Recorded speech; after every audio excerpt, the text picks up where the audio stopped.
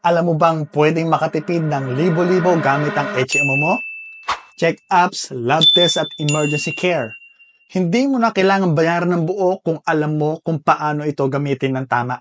Sayang ang HMO kung hindi mo ito nagagamit ng maayos.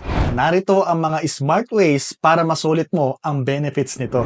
Narito ang mga tips para makatipid gamit ang HMO.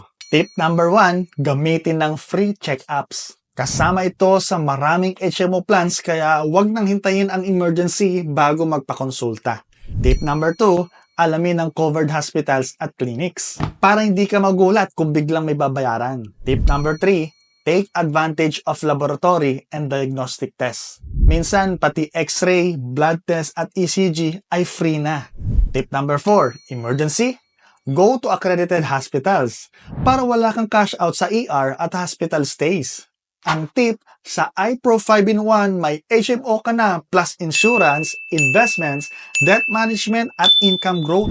Isang plan, maraming benefits. Alam mo ba, ayon sa DOH, 50% ng hospital patients sa Pilipinas ang walang health coverage kaya napipilitang umutang. Pero kung may HMO ka, hindi mo kailangang magbayad ng buo. Alam mo na kung paano makatipid gamit ang HMO. Pero paano naman ito isisingit sa budget mo? Ipapakita ko sa'yo sa next video.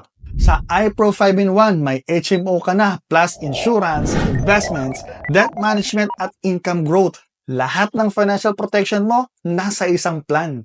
Click the link para mag-apply at maging financially secure.